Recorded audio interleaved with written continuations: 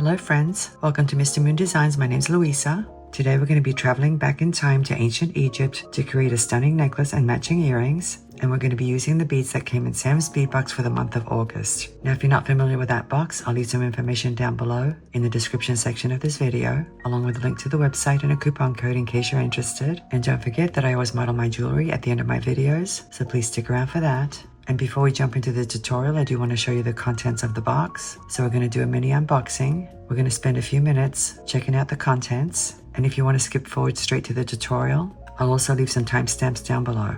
As you can see, this beautiful set features rich, vibrant turquoise, deep royal blues, some carnelian, and some bronze components. This set is inspired by the treasures of the Nile, fit for a queen like Cleopatra herself. Whether you're making it for a costume, a statement piece, or just to add a touch of ancient elegance to your collection, I'll walk you through each step so you can make this beautiful set yourself. So let's go ahead and get started.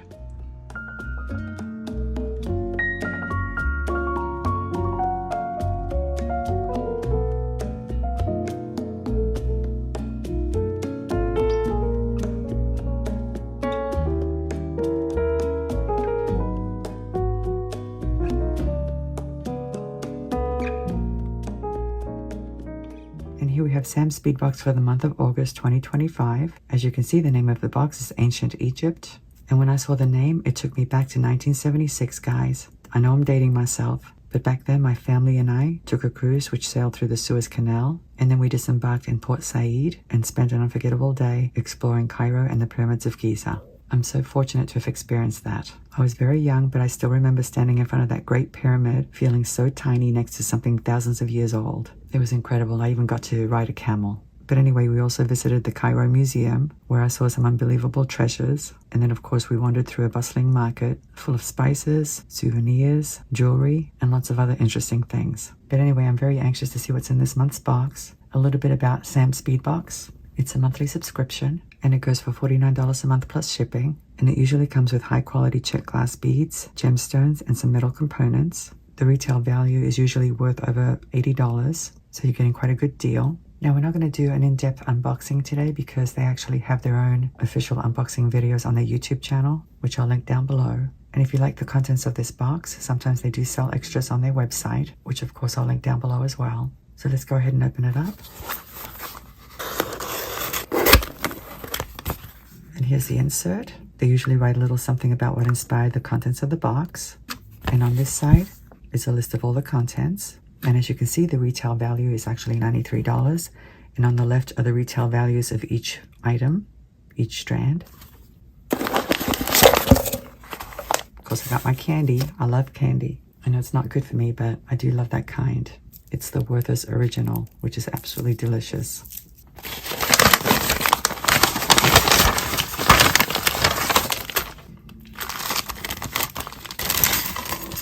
What beautiful colors. Look how rich and gorgeous these are. I love the combination of turquoise and this beautiful royal blue combined with the carnelian colors. How pretty is that? Let me get organized and we'll go through each item. Here are the first 6 strands. There's a total of 12 strands in this month's box. I love these chips. They always give a piece such an organic look. But let's take a look at this one here. These are graduated in size, as you can see. They're magnesite smooth rounds with a few carnelian beads to space them out. The carnelian beads look like maybe 6 millimeters in size, and the rest range in size from 4 millimeters to 10.5 millimeters. Really, really nice. These chips are so pretty. There are 2 kinds, carnelian and Russian amazonite. And of course you have different sizes, anywhere from 6 to 10 millimeters. And this is a 14.5-inch strand. Very pretty. And here we have 4 cute cat beads. The glass is amber colored and they have a gold wash. Aren't these adorable? They measure 11.5 by 17.5 millimeters. And for a little sparkle, we have these beautiful barrel beads. And they're clear, but the hole is lined with gold. And they measure 8 by 12 millimeters. Very, very sparkly. We have some teardrop shaped beads here. And by the way, all of the glass beads in Sam's bead box are Czech glass beads, in case you didn't know. But anyway, the effect on these is called Rustic Gold, and these measure 6.5 by 10 millimeters. They are a little bit transparent. Let me shine a light behind them. Hopefully you can see that they're transparent. It's so pretty. These are called Twisted Diamond Beads, and it's the same effect that was on the teardrop shaped beads, Rustic Gold, and these measure 13 by 22 millimeters, and they're also transparent, just like the teardrop shaped beads. Let me get some more strands. Don't these colors remind you of an Egyptian pharaoh, like Tutankhamun or Nefertiti? I'm already getting inspiration, because I know they definitely wore a lot of beautiful jewelry, beaded collar necklaces and other things. But anyway, let's take a look at these. These are 5 polished rounds. They measure 4 millimeters in size, and it's a color mix. It's called Ancient Egypt Mix. We have gold, we have a lapis blue, and a turquoise color. And here we have some lapis rectangle tube beads. Of course, they're gemstones. And in between them, we have some carnelian faceted cubes. I love it when they do that. I really do. These are so beautiful. The rectangle tubes are 13.5 millimeters in length and approximately 4 millimeters in width. And the carnelian cubes are about 4.5 millimeters across. And these are so delicious looking. These are called Hishi beads, and they measure approximately 3 by 6 millimeters. I say approximately because they are a little bit irregular because they're gemstones, but I like that. I like to have a lot of variation. And of course, there's a lot of variation within the stone itself, and it's an 8-inch strand, so you get quite a few beads. Here we have some 5 polished barrel beads in the color sapphire, and these measure 4 by 6 millimeters. Another touch of sparkle, which is nice. We have some bell flower beads in the color blue. The effect is actually called blue silk, and they have a gold wash, as you can see. And these measure 4.5 by 7 millimeters. And here we have a strand of melon drops. The color of these is also blue silk, and they have a gold wash as well. And they measure 8 by 13 millimeters. Very, very nice. So now let's take a look at the loose items. And here we have a variety of shapes and sizes. Look at these gorgeous Egyptian themed beads with the hieroglyphs. Let's take a look. How adorable are these? They're the same on both sides, and they're drilled down the center, as you can see.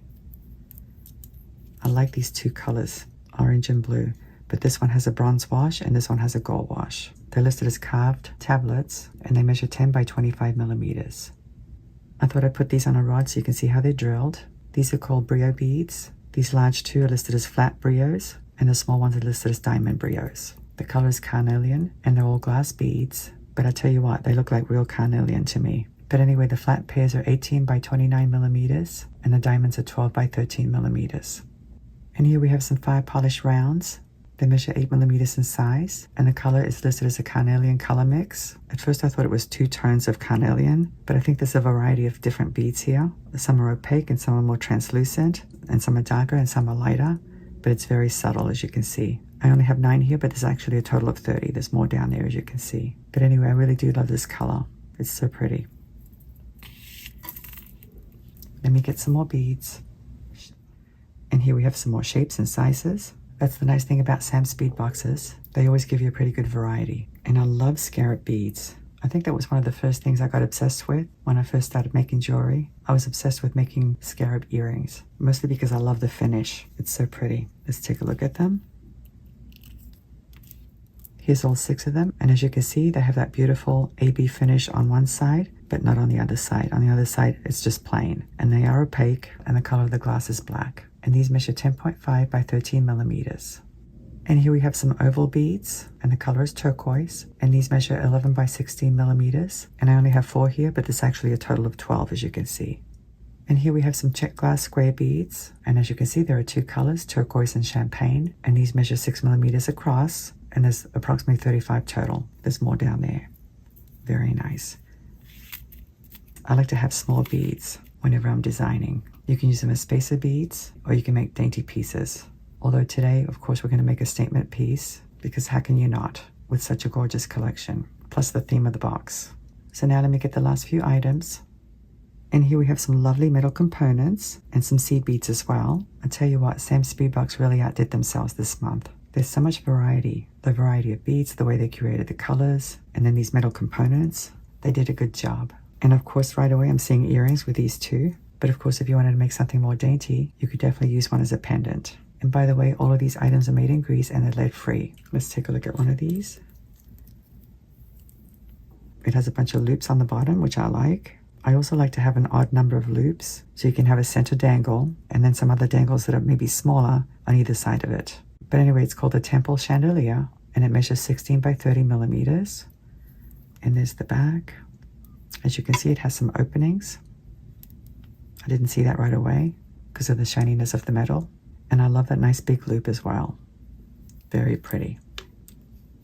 Let's take a loop at this piece. How impressive is this? It's listed as a curved collar and it measures 12 by 68 millimeters. And I can tell that there's an odd number of loops as well because this one here is centered right below this piece here. And look at the size of these loops. They're very substantial, which means you could attach a couple of strands to them if you wanted to. And there's the back. Very nice. And I love these link components. They're listed as pyramid links. Let's take a look at one of them. As you can see, we have 3 pyramids in a row. It's kind of hard to tell, but they are pyramid shaped. And there's the back. It measures 6 by 19 millimeters, and there's a total of 8. So that's a generous amount. And I'm very familiar with this color. I've worked with this color many, many times in the past. It's listed as metallic light bronze, and these are Miyuki rounds, size 11-0, and we have about 5 grams worth. It's going to come in very handy indeed. So now let me quickly arrange everything on the table so you can see the whole collection. Here's the whole collection, and I have to say, guys, this collection is stunning right out of the box. The mix of colors instantly evokes ancient Egypt in my opinion. Of course, it brings back memories for me. We have the turquoise colors, carnelian, and then the gorgeous deep royal lapis blues, and of course the gold tones are reminiscent of Pharaoh's treasures. This kind of collection is so inspirational. But anyway, I hope this gave you a little glimpse of Sam's bead box. I'd love to hear your opinion. If you could leave some comments down below, I'd really appreciate that. So now that we've taken a look at the contents, let's jump into today's project. We're going to start with the lower part of the necklace, and here are the materials I'm going to use. We're going to build the necklace in 3 stages. And as you saw in the intro, this part hangs at the bottom, and it's going to have a bunch of dangles. I'm going to use these beads for the dangles. I'm going to use these two a little bit differently, and you'll see in a few moments. They're going to act as connectors, but I'll explain that later on. Now, when you see a component like this, the first instinct is to hang something from every single loop, but you would need some really tiny beads in order for them to sit properly, and a lot of patience. So I'm not going to use all of the loops. I'm only going to use about 9 of them. And to create my dangles, I'm going to use some ball head pins. These 2 pieces of wire are 22 gauge. I'm going to use them on these beads in a few moments. So let me show you how to build the dangles. I'm going to start with the middle one first. That's usually what I recommend. I'm going to slide one of these beautiful Carnelian cubes. I love these. They're so pretty. And now this bead, like so. Using my flat nose pliers, I'm going to grab the pin right above the bead, leaving a little bit of space so I can create my bend. And now using my flush cutters, I'm going to cut off the excess, leaving myself about, I would say about 1/2 inch, because I want my loop to be rather large. And now using my round nose pliers, I'm going to grab the end, making sure that it's flush with my barrels, and I'm going to form a loop.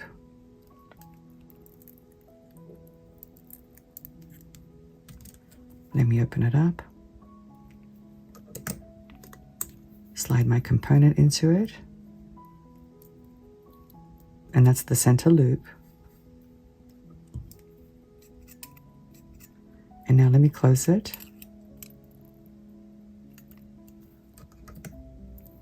So there's my first dangle. Now the reason my loops are larger this time is because by making large loops, you have a little bit more movement like this.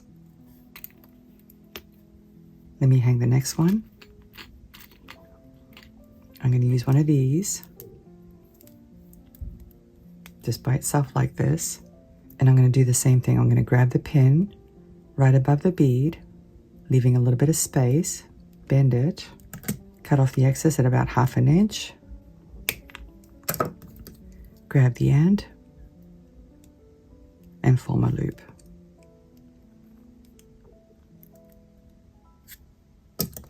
I'm going to open up the loop. And I'm going to hang it at about, I would say, the 4th loop from the center dangle, which is this one right here. So there are 3 loops in between, as you can see. I'm not sure if you guys can see that. And now let me close it. So that's what we have so far. And obviously the reason I have 3 loops in between is because I want some space in between these 2 beads. so they don't bump into each other.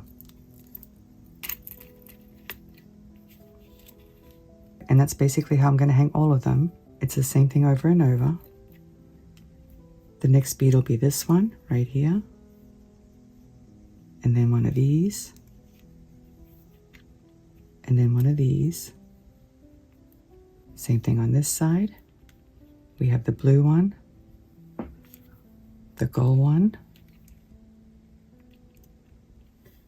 this one, the turquoise one, and this one. And I don't want this video to be too long, so let me go ahead and hang the rest off camera, and then I'll show you the spacing on all of them, and we'll connect these two beads. So I'll see you in a few moments.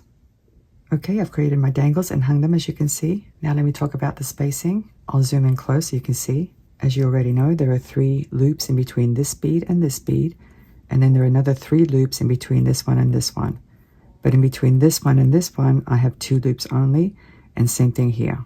And of course, I repeated the same thing on that side. Sometimes you need to adjust how many loops in between, especially if you have small beads like this. By having less loops here with these tiny beads, you create the illusion of equal space throughout. In other words, if you had placed 3 loops here and 3 loops there, these 2 beads would be too separated. I hope that makes sense. Plus, I wanted to make sure that I hung a dangle on that last loop. I didn't want that loop to be empty. So now I'm going to create 2 connectors using these 2 beads. I've already done that one. I used a piece of 22 gauge wire and I did simple loops, which I know most of you already know how to do. But you know, guys, I go through these steps from beginning to end if I can, because I know I have a lot of beginners, and that's just my teaching style. Whenever I teach anything, whether it's fitness, I used to be a fitness instructor, dance choreography, I've done that too, or jewelry making, I always try to teach to a wide audience, which includes beginners all the way through to advanced. And I know if your experience is probably a little frustrating for you, but just try to remember what it was like when you first started. I remember back in the early 2000s when my husband was trying to teach me Microsoft. He was clicking on the screen so quickly I got frustrated, and I asked him to slow down because I was trying to learn. And of course that was years ago. So now I'm Speedy Gonzalez with a mouse. Anyway, let's go ahead and finish this. I'm going to go ahead and create some simple loops. So I'm grabbing the wire once again at about 1/2 inch or so. And I'm going to grab it with my round nose pliers, form a loop. Make sure my loop is closed and centered. Sometimes I like to flatten my loops. And now let me slide the bead on. Grab the wire, bend it, cut off the excess, grab the end, and form another loop.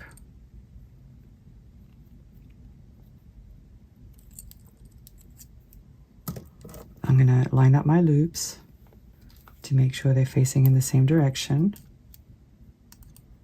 And there's my second beaded component. And now let me open up this loop, slide it onto this loop, close it,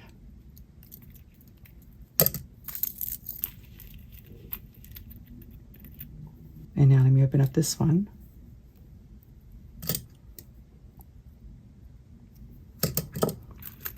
and slide it onto this loop.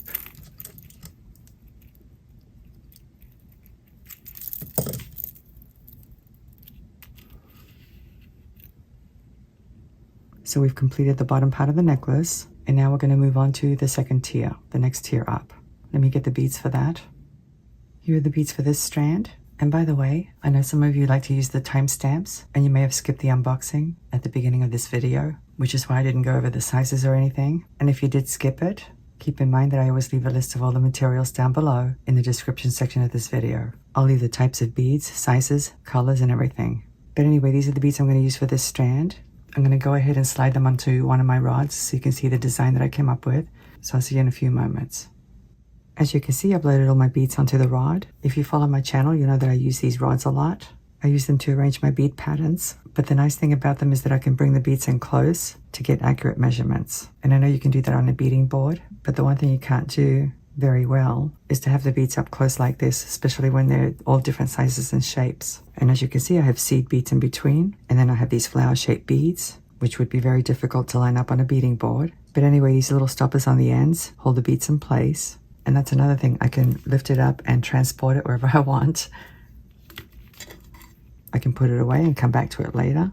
I can have several designs at the same time. These are really great for bracelet making as well. And if you're interested, I'll leave a link to my Etsy store down below. I sell them in my Etsy store. They're called magic rods. Let me measure it. It measures almost 9.5 inches, but I am going to add some crimp beads and some crimp covers, and of course wire guardians as well. So by the time I add all that, it's probably going to be closer to 10 inches. I was going to finish the necklace with seed beads, but I felt it was a little bit too heavy for that, so I'm going to finish it with chain instead. But anyway, guys, basically what I did is I just sat down and started arranging things until I came up with something that I liked. It took me a while. It wasn't that easy, but as you can see, I've got these bell flower beads here with a 4mm bead in between, and then I do have seed beads at each end of those flowers. And then I have the teardrop shaped beads with a pointed end facing each other, 2 of them, with seed beads in between. I have this tile bead here, this turquoise tile bead, and then I repeated the same pattern pretty much until I got to the center. I added the brio at the center with some 4mm beads on either side of it, and I repeated the same thing over here. Initially, I wasn't going to use these dark blue beads. I was only going to work with the gold, the carnelian, and the turquoise. But then I changed my mind because I thought adding more color would be nice. And I'm pretty happy with the results. Now today I'm going to use 7-strand wire. And that's because I want the draping to be a little bit different. In other words, I don't want it to drape too much. But anyway, this is 0.018 of an inch in thickness, or 0.46 millimeters, and it's in a gold color. And I'm going to cut myself a 20-inch piece. It's probably more than I need, but it's better to have more than not enough. Let me measure it.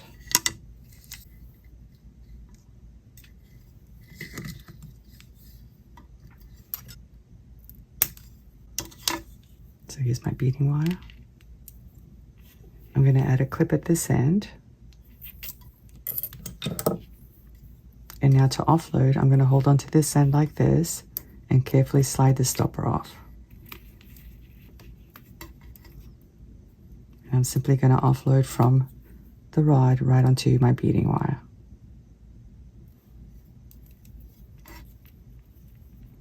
And I can actually grab several beads at the same time because the rod holds the beads in alignment. Just like that. So let me keep loading these beads and I'll meet you back. Okay, I've strung on all my beads. And as I was doing it, I noticed that I was missing a little seed bead somewhere. I'm sure you guys noticed it when they were on the rod. But anyway, I'm glad I caught it. So now we need to crimp off the ends. Here I have 2 crimp tubes, 2 wire guards, and 2 crimp covers. Some people call these wire guards, and some people call them wire guardians. So let me show you. I'm going to slide on a tube, a crimp tube, and now a wire guard or wire guardian. And I'm going to go down one end like this. And now I'm going to go down the other end.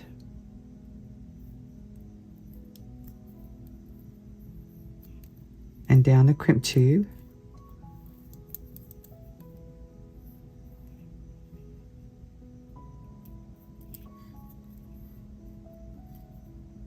Just like that. And you do want to make sure that your beading wire is separated inside the crimp tube, which is easy to do at this end, but it's more difficult at the other end. You want a little bit of space there for the crimp cover. In other words, you don't want that crimp tube to be right up against the wire guard. And now using these pliers, I'm going to place the tube inside the first notch. That's the notch that creates the U shape. Make sure the wire guard is out of the way. And I'm going to go ahead and squeeze. Turn it sideways. Place it inside the second notch from the tip. And that folds it over. Let me go ahead and tighten it using the tip. So now that part's done. I'm going to go ahead and attach one of these covers. I like to use these crimping pliers for this. And you do want to do it gently so you don't dent your crimp cover. Make sure that wire guardian is out of the way. We definitely don't want it caught up in there.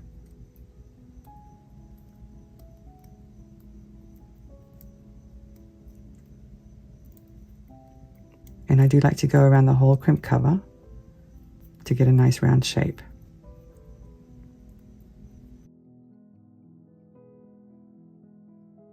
That's good enough. And now I'm going to slide my tail through some of these beads. Hopefully it'll go through because the seed beads are pretty small. There we go.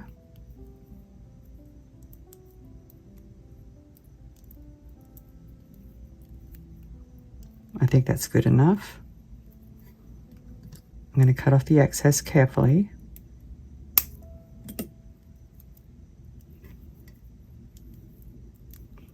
And there's still a little tail there, so let me trim that tail so it's not sticking out like that. That's better. And now I'm going to slide all the beads down. Make sure there are no spaces. And now let me go ahead and slide the tube on and the wire guardian.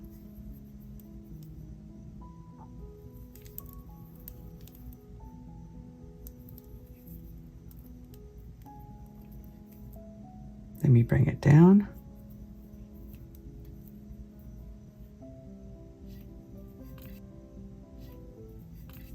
And now I'm going to go through the tube again and through the seed bead. It is quite challenging because, like I said, that seed bead is very tiny. But I think it's going through. And now let me just pull the tail. And now I'm going to go through the bellflower.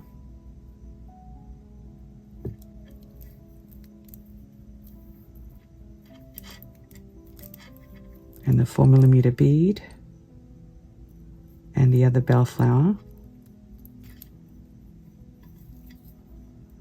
Take out the slack.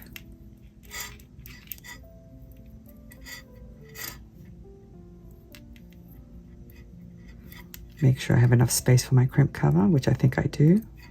Bring the legs in. And now I'm going to crimp this one.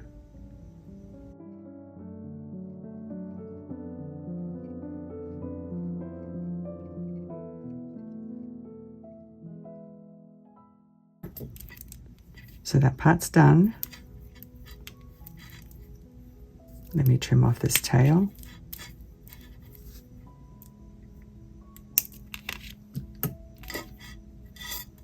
And that's all there is to it.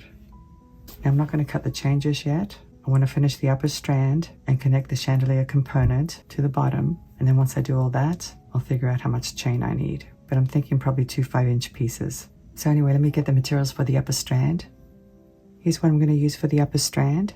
We have these beautiful links, which I couldn't resist. And here are the beads that I'm going to use. I've already mounted them on wire, as you can see. I used 22 gauge, just like I did for this one here, this little one. And they're just simple loops, as you can see. And I did make them nice and big because I think they're going to connect better to the links when they're bigger loops versus smaller loops. And this is super easy. I'm going to open up one of these loops. Slide a link into it. And close it.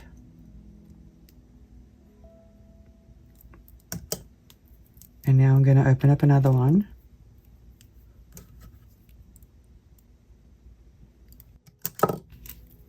Slide it into this loop, like this.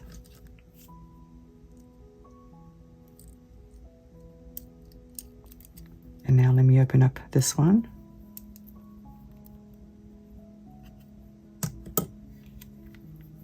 And now I do want to make sure that I connect it properly because you want this side of the component to be facing the front. So I think I need to go this way, like this. That looks right.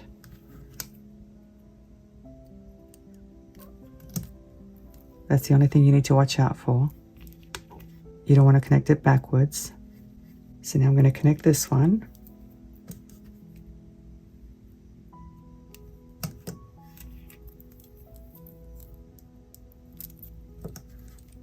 This one's like a focal in the center.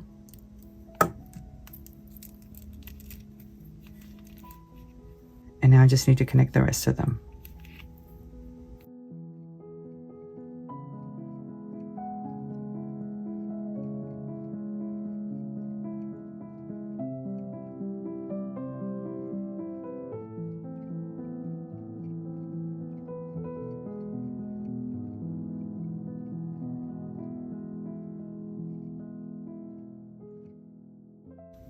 Okay, they're all connected.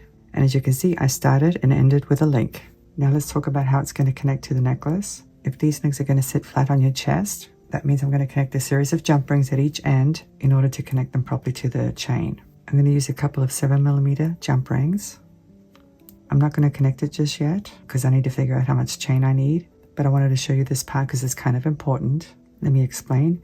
If this component is flat or parallel to the mat, and the jump ring is as well, then I'm going to need one jump ring that sits vertically to connect the component to the jump ring. However, I'm going to want to connect more than just one jump ring in order for this strand to be closer to this one at the bottom, if that makes any sense. So I'm actually going to use 3 jump rings because the first jump ring here would be vertical, the next one would be horizontal, and I'll need a third one in order for it to be vertical or perpendicular to the mat. I hope that makes sense. I know it's a little difficult to understand if you're new, but if you don't do that, then the strand isn't going to sit properly. And I'm going to use gold jump rings, I think. This is a mixed metal piece. You can either use gold or bronze, it's up to you. But since I used gold wire on the beads, I thought gold jump rings might be nice. And I've already connected 3 together, as you can see. So now let me go ahead and open up one. And slide it into the loop of this component.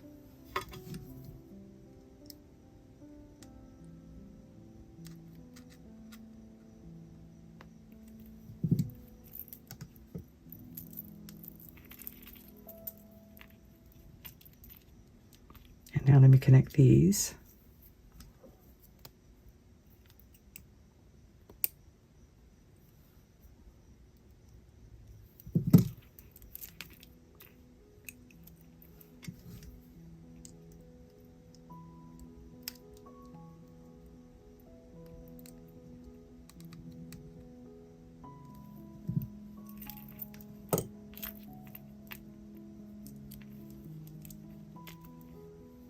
Here's the middle strand, and here's the component.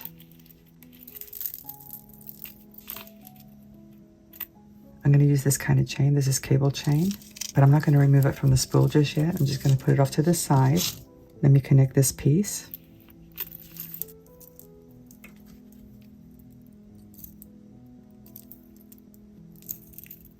I'm going to open up this loop, slide it in between these 2 teardrop shaped beads.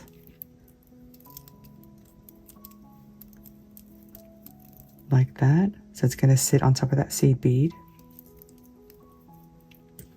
And let me close it up.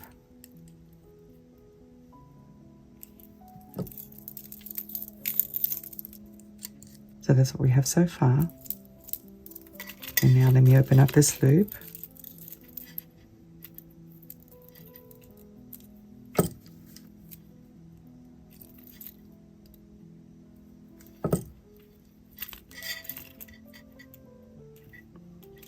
I'm going to slide it onto this seed bead here. It's a little bit challenging, but hopefully it'll go in. Let me just hold it like this.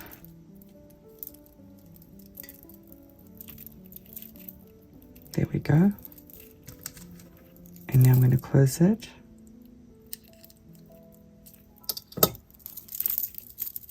So now this piece is connected. I think it looks really nice. I'm really happy with it. So here's the end of the chain.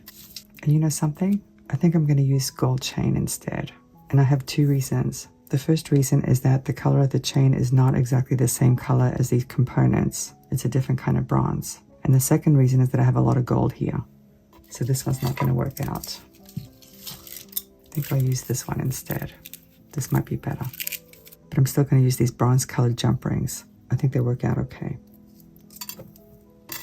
So now I'm going to open up this jump ring.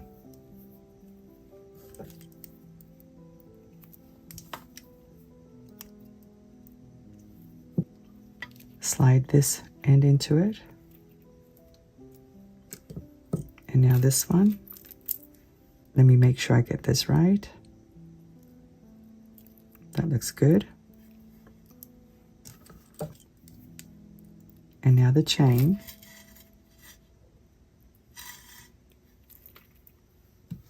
Close it up.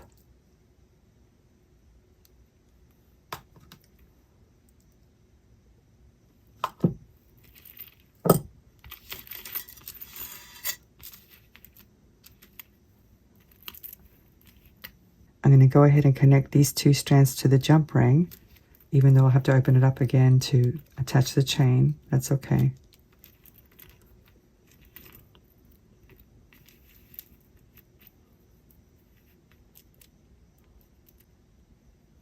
Let me open it.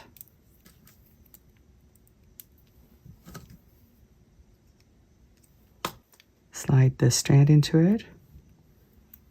And now I'm going to slide the jump ring in as well. This way. And close it.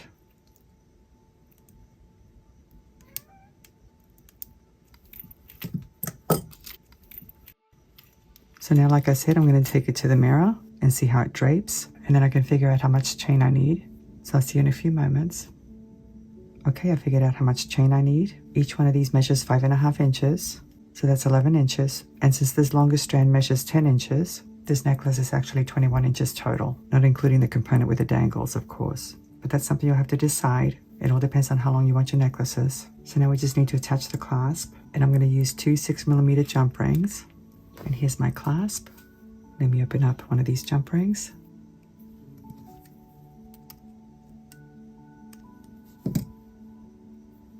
I'm going to slide my clasp into it and attach it to this end.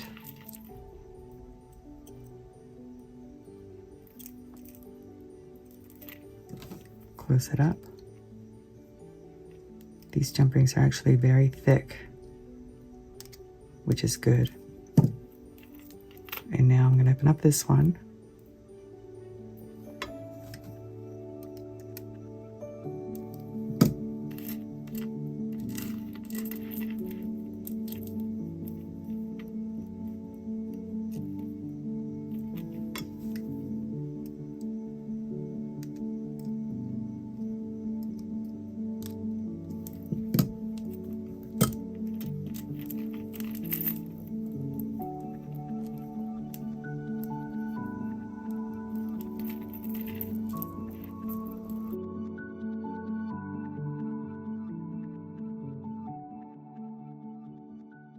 How pretty is this necklace? Whoever wears it is going to feel like an Egyptian goddess. I hope you like it, and I hope you can make your own. And I've already made a pair of earrings to match. There's one of them. And here's the other one.